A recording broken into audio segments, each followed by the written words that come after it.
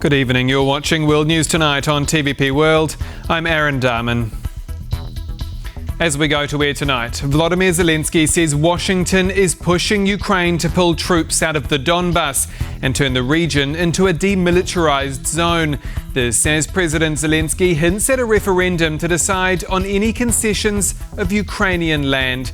More in just a moment, but first, the latest headlines. We are Russia's next target. And we are already in harm's way. Another sobering message from Mark Rutte, but is NATO doing enough for Europe's eastern flank? The government will resign today. Bulgaria's government falls after protesters take to the streets. And frozen forever, EU ambassadors strike a deal to permanently lock away Russia's frozen assets. But we begin tonight in Kyiv, where President Volodymyr Zelenskyy says only the Ukrainian people can decide whether to give up their country's territory, and reveals there's pressure from Washington to retreat from the Donbas region. After working hand in hand with European allies, Ukraine has now sent its revised peace plan back to America, leaving the ball in Vladimir Putin's court. John Todd reports. Firefighters battle flames in the city of Sumy, hit in an overnight Russian strike, as Moscow's forces maintain acute pressure on the front line, and Kyiv takes its war to Russia's shadow fleet of tankers used to evade Western sanctions. After working with key European leaders, Ukraine has now handed the US a revised 20-point peace plan. Germany's Chancellor on Thursday highlighted a key challenge. The main issue here is what territorial concessions Ukraine is prepared to make. However, this is a question that must be answered primarily by the Ukrainian president and the Ukrainian people. The leaders of France, Germany and the UK on Wednesday evening urged President Donald Trump to attend a meeting in Europe this weekend. But Trump suggested the US may not take part. We don't want to be wasting time. The original US 28-point plan, largely seen as pro-Russian, envisaged handing parts of the eastern Donbas region, currently controlled by Kyiv, to Russia. President Volodymyr Zelenskyy said on Thursday that the US is pushing Ukraine to withdraw its troops from the Donbas and create a demilitarized, free economic zone in the parts of the region that Kyiv now controls. Zelenskyy said if Ukraine did not agree to such a scheme, there would need to be elections or a referendum to ratify it. I believe that the people of Ukraine will answer this question, either through elections or a referendum, but there must be a position of the Ukrainian people. Experts say there are several key areas that a workable plan to stop the war must include: agreement on Ukraine's sovereignty and territory, involvement in NATO and the EU, reconstruction, and security guarantees. Ukraine will be able to receive robust security guarantees. That's not something that Vladimir Putin will like, but that's something that is very necessary. And you have solidarity across the bloc trying to convince the Trump administration this is something that actually needs to be in a peace plan. The Wall Street Journal reports that Trump's team has also proposed restoring the flow of Russian energy to Western Europe and using $200 billion in frozen Russian assets for reconstruction projects in Ukraine, including a massive new data center possibly powered by the Zaporizhzhia nuclear power plant currently occupied by Russian troops. As Russian forces make incremental gains on the battlefield, the Kremlin's air attacks have increased pressure on Ukraine's civilian population, severely reducing power and heat production in many parts of the country. Analysts say Russia's Vladimir Putin is likely to reject the revised plan, but it is vital that Europe and Ukraine push their version. It's paramount for Ukraine and Europe to basically stick to what its basically priorities are, which are actually has been for the whole year, which is that Russia cannot get Donbas, and Russia cannot get anything without credible security guarantees for Ukraine. Finland's president last week warned that a just peace in Ukraine was unlikely. All the conditions for a just peace that we have talked about so much over the past 4 years are unlikely to be met. Now the US has Ukraine's peace plan. The question is whether Putin will end his maximalist demands to stop the conflict. John Todd for TVP World. And reports are emerging that officials from Ukraine, America and Europe will meet on Saturday to hash out President Trump's plan, and we'll break all of this down with Professor of Public and International Affairs Roland Paris later in the show. More than 200 billion euros in Russian state assets could be permanently frozen under a legal workaround approved by ambassadors across the European Union. The move slashes the chances of Kremlin-friendly members such as Hungary handing back the funds in the future. Let's go straight to Brussels, where our correspondent Alex Cadier is standing by. Good evening, Alex. So what does this mean in practice? Well, good evening, Aaron. This is one of those days in Brussels where something very big happens rather quietly. Those European Union ambassadors agreeing the fact that those frozen assets will stay frozen. It had become a rather familiar dance in Brussels. Every 6 months, these sanctions, including the frozen assets, have to be renewed. Hungary says that they would block it. The European Union, other member states, the Commission had to enter into negotiations with Hungary and at times Slovakia to try and find a way around those objections. Hungary always folded, but it was always a painful process.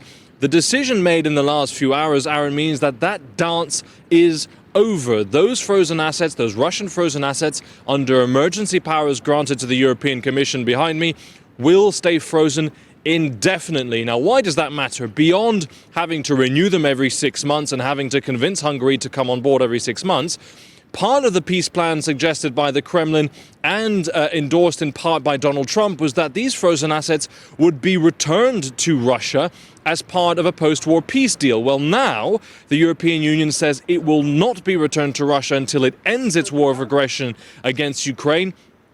And this is the crucial detail, and pays reparations to Ukraine for the damage done by its invasion of their country. So clearly, this is a way for European powers to keep the assets in Europe, to not have them on the table for Donald Trump to use as a bargaining chip, to not allow perhaps Trump-friendly countries like Hungary and others to stop them being frozen again and therefore released back to Russia. This is actually a momentous moment in Europe's position when it comes to ending the war in Ukraine, keeping those assets frozen and keeping them as leverage to force Russia to end its invasion, Aaron. Big developments in Brussels tonight. Alex Cadier, thank you. We are Russia's next target. That's the message from NATO Secretary-General Mark Rutte tonight, rallying the alliance against the Kremlin's threat. But, as our defence correspondent Zuzana Jurek reports, impatience is building on Europe's eastern flank, with one former foreign minister telling TVP World that despite NATO and Rutte using nice words, nothing is happening. On the surface, NATO remains united in naming Russia as the primary threat to the alliance. We are Russia's next target. And we are already in harm's way. I fear that too many are quietly complacent. Too many don't feel the urgency. And too many believe that time is on our side. But behind the facade of unity hides an increasing impatience from European NATO members, as the alliance's chief refuses to declare intentionality in Russia's hybrid warfare attempts. Despite these attacks becoming more frequent and larger in scale, so far Rutte has opted for softer language. Our military know exactly what to do when it comes to the moment when they need to act, be it MiG-31s, they're a threat or not, or when it comes to tanks or whatever. Let's not forget that airspace is not the same as ground. There's a big difference militarily, but also politically. Please take that into account. His unwillingness, frustrating to many, was evidenced during the last ministerial meeting in Brussels on December 3rd. When asked about intent by TVP World, Rutte cited insufficient evidence.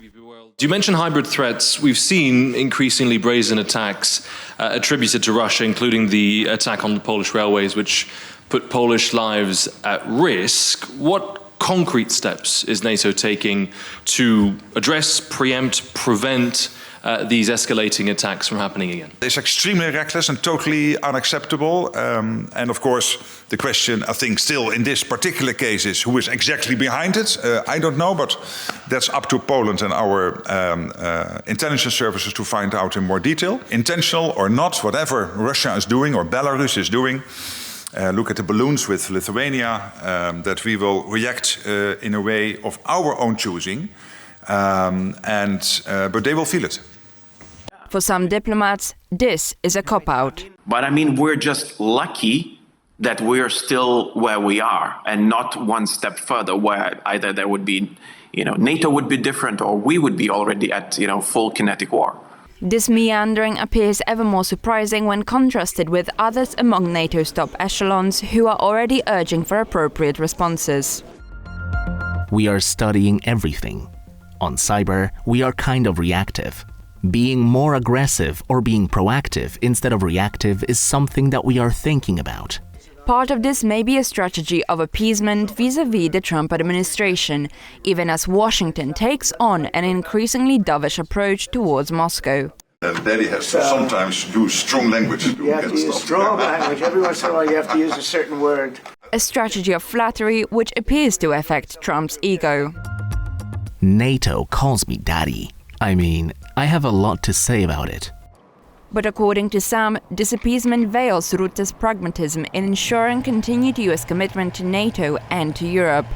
You notice a pattern. As soon as he, say, meets with European leaders, then he's all very positive again. He hasn't seen them for a while. But in terms of flattery, Vladimir Putin has the same tactic. He flattered the president constantly when they met in Alaska.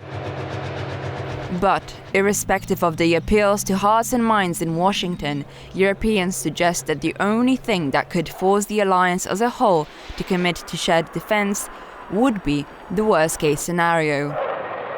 So do you think an attack on the Baltic states or Poland by Russia or its proxy Belarus would be that Pearl Harbor moment? Well, that's a scary thought, but the one that I would not completely reject. For TVP World, Zuzanna Jurek. Returning to Ukraine now, and the European Union has laid out a 10-point reform roadmap for Kyiv's bid to join the bloc, with beefing up the rule of law top of mind. It comes after a corruption scandal rocked the war-torn country and implicated a former business partner of President Zelenskyy. Our EU correspondent Angela Skujins reports from Lviv. The European Union will not waste any more time when it comes to Ukraine's accession bid, according to the EU's enlargement chief, Marta Koz, at the tail end of talks in Lviv on Thursday, focusing on whipping up support for Ukraine as it inches towards hopeful EU accession. This is exactly why the Ukrainian government and the European Commission have come up with a 10-point to-do list for Ukraine to complete in the next 2 years. The country launched its bid to join the European Union in 2022 following Russia's full-scale invasion. However, its negotiations have been stalled by a stubborn veto from the Hungarian Prime Minister, Viktor Orban. According to the EU's enlargement chief, this list aims to get Ukraine ready to join the EU when Hungary drops its bloc. They all focus on strengthening the rule of law, fighting corruption and building the strong, accountable democratic institutions, and these institutions Ukraine needs for the future accession process. Strengthening the country's major anti-corruption institutions, which sat at the centre of a political maelstrom in July, focus as a key part of the to-do list, as well as appointing internationally vetted judges to a range of high courts. Now, while the work goes on internally within Ukraine, the Ukrainian Deputy Prime Minister for EU Affairs, Taras Kachar, mentioned that Ukraine joining the European Union is a security guarantee to deter future Russian aggression. This is what he said in response to a question at a press conference asked by TVP World. We need to be united, and that's why it is clear that this is like utmost necessity for Ukraine to be together with the European Union. 26 out of 27 EU affairs ministers were in Lviv for these key talks. The Hungarian EU affairs minister János Boka rejected an invitation months ago, stating that it was not appropriate to hold these conversations in a candidate country. What is clear, however, is that there is momentum behind Ukraine's accession bid, despite that stubborn bloc spearheaded by Budapest. The big question remains, however, is that while Ukraine moves forward with these reforms over the next 2 years, when Hungary will drop its veto. Angela Skujins from Lviv for TVP World. Moving to Sofia, where the Bulgarian government has resigned after mass street protests over its economic policies and a perceived failure to tackle corruption. The political drama broke out just minutes before the country's parliament was due to vote on a no-confidence motion, and comes weeks before Bulgaria joins the Eurozone. Konrad Gorlinsky has more. Following weeks of mass protests capped by a record showing last night, this was the message Bulgarian Prime Minister President Zelenskyy delivered to his country this morning. I'm announcing that before the vote of no confidence is held, the government will resign today. So does this development come as a surprise? If you factor in 9 governments that Bulgaria has had over the last 5 years, including the interim governments, if you factor in 6 snap elections in Bulgaria since 2021, no, today's government resignation does not come as a surprise. The latest series of protests in the country erupted after Parliament rejected the government's draft budget for next year. Zelenskyy blamed opposition leaders for failing to offer any alternative plan and warned that Bulgarians may come to regret the decision. Tensions mounted even further when members of the ruling coalition walked out during an earlier no-confidence vote, forcing the speaker to reschedule the vote for this Friday. Bulgaria's president, Rumen Radev, has voiced support for the protests, calling them a, quote, national consensus against the mafia. He must now ask parties to try to form a new government, but with 9 parties in parliament, 3 of which have thus far only been able to form a minority coalition. How likely is that? This is absolutely unlikely, and this is what we've been witnessing over the last 5 years. So you had the average lifespan of a coalition government in Bulgaria is 6 months. The one that is collapsing as we speak was in power since January, so it exceeded these expectations. So a caretaker cabinet will have to be appointed until fresh elections can be held in the new year. The political chaos, however, threatens Bulgaria's transition into the Eurozone, just 3 weeks before Bulgarians are set to switch to adopt the new currency. For TVP World, I'm Konrad Gorlinsky. And joining me now for an exclusive interview is Roland Paris, Professor of Public and International Affairs at the University of Ottawa and ex-advisor to the former Prime Minister of Canada, Justin Trudeau. Good evening to you, sir. Good evening. So as we go to air, we're hearing about this US push on the table for Ukraine to retreat from the Donbas, to turn the region into a demilitarized zone. President Zelenskyy saying any land concessions would be put to a referendum. Does this show, the fact that he's talking about a referendum, that Kyiv is seriously considering more compromise than before? Well, I think Kyiv is in a position where they have to navigate their relations with the Trump administration. They certainly don't want to be perceived in Washington and by Trump in particular as an obstacle to peace.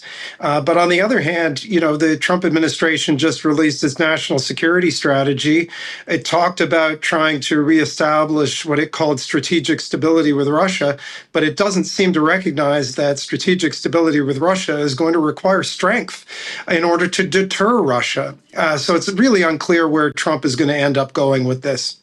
Let's talk about that security strategy, because it's been almost a week since that dossier landed on our desks. Donald Trump, of course, doubling down on the, quote, his quote, decaying Europe. Your Prime Minister Mark Carney has described Canada as the most European of non-European countries. Is Donald Trump going after Brussels and Ottawa and towards Moscow in one fell swoop here?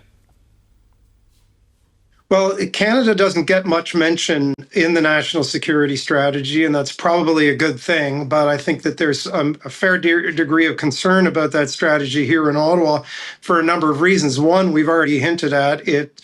It really is quite, conciliatory towards Russia and very harsh towards European allies, and these are among our closest democratic friends in the world in Canada as well. Secondly, that strategy talks about directly interfering in the domestic politics of democratic countries in order to promote more MAGA or right-wing populist type movements and parties. And thirdly, and this is maybe directly relevant to Canada, really does set out a vision of spheres of influence in the world where powerful countries should have more or less open capacity to decide what they do within their own regions. And so in the Western Hemisphere, there are some questions being raised about what this means for Canada, how much room for maneuver we'll continue to have in our foreign policy. I've read a few headlines today. Trump's terrifying new security doctrine turns Canada into a target, or Trump's national security strategy ends Canada's security discount. You mentioned the spheres of influence there. It all comes down to this Monroe Doctrine, right? Because if America is asserting a sphere of influence and Canada sits within that sphere and Europe sits on the outer, is Ottawa's sovereignty at stake here, as some have suggested? Well, I mean, this sovereignty has been challenged by President Trump since he came into office, when he said that Canada should be the 51st state of the United States. And you saw the response from Canadians, a quite remarkable patriotic response from Canadians in terms of asserting their own sovereignty. Much of the national security doctrine, when it's talking about the Monroe Doctrine, the national security strategy is really talking about Latin America. On the other hand, he has expressed interest in Canada. He's expressed interest in Greenland. And this is something that we're very mindful of, because the same government of Mark Carney, the Prime Minister of Canada, also wants to strengthen the Canadian partnership with allies in Europe and with partners in the Indo-Pacific region. I think it's going to take more complicated diplomacy from Canada to be able to pull that off. The United States position towards Canada is less clear than it is towards Latin America, but it does change the world that we've been operating in, and it's a matter of some concern here.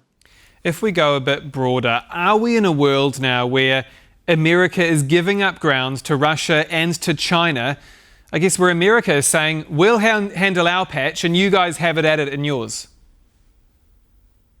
There's an element of that. I don't think it's as simple as that. If you read the China sections of the national security strategy, it's really talking about maintaining a very strong deterrent capability towards China right up to the first island chain. So that's Japan, Taiwan, Philippines, and the like.